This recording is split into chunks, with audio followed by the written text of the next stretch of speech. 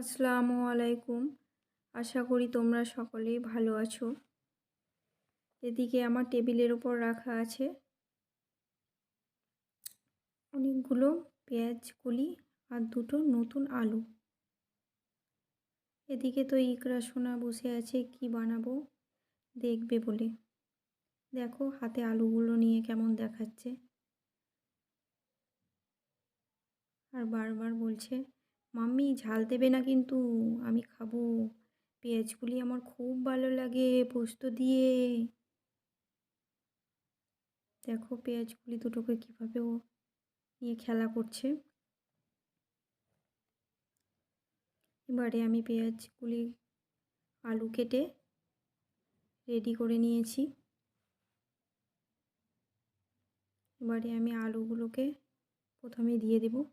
আলুগুলোকে তোমরা এভাবেই ছোট ছোট করে কেটে নেবে। পেঁয়াজ কুলিগুলোও দিয়ে দিচ্ছি।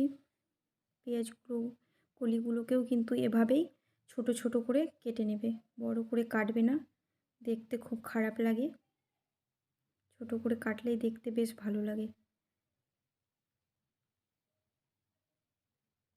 এবার দিয়ে দিচ্ছি লবণ,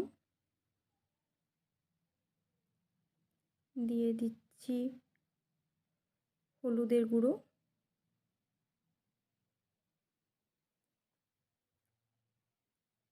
এবারে দিয়ে দিচ্ছি জল।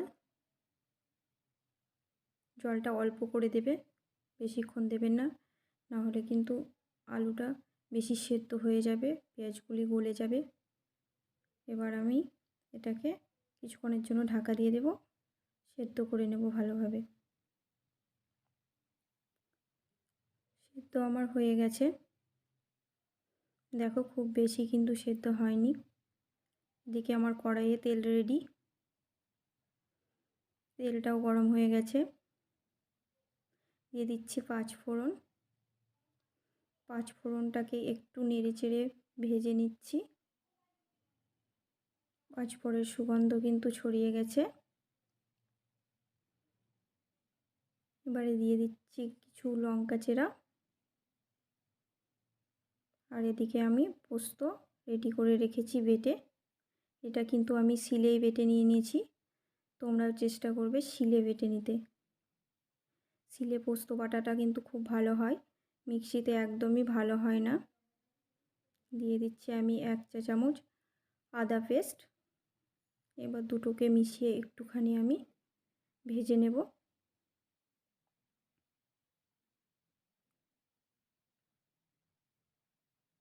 কিছুক্ষণ আমি নেড়ে নিলাম।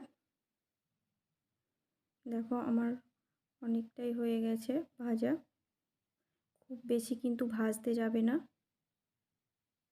একটু কাঁচা কাঁচাই হয়ে থাকবে।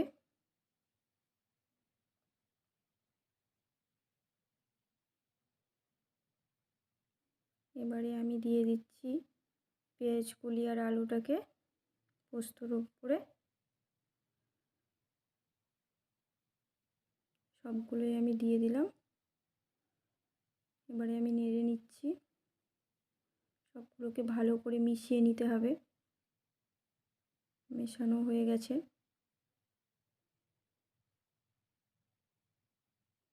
বাটিতে কিছুটা অংশ ছিল, এটাকেও দিয়ে দিচ্ছি।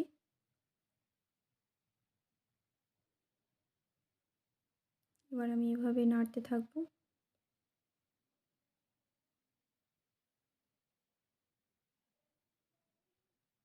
দিয়ে দিচ্ছি 1 চা চামচ জিরে গুঁড়ো। আবারও আমি ভালোভাবে নেড়ে চেড়ে নেব। এভাবে কিছুক্ষণ নাড়তে থাকবো।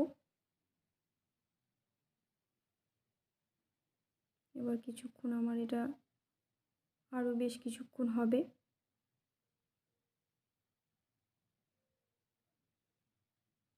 এটা কিন্তু আমার একেবারেই দেখো ভাজা ভাজা হয়ে এসেছে, কড়াইয়েও কিছুটা লেগে গেছে।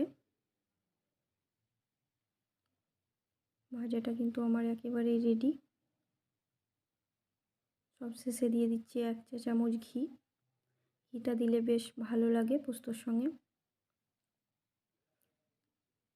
তোমরা এভাবে পেঁয়াজ কুলি একবার করে দেখবে, এটা তো গরম গরম ভাতের সঙ্গে খুবই ভালো লাগে।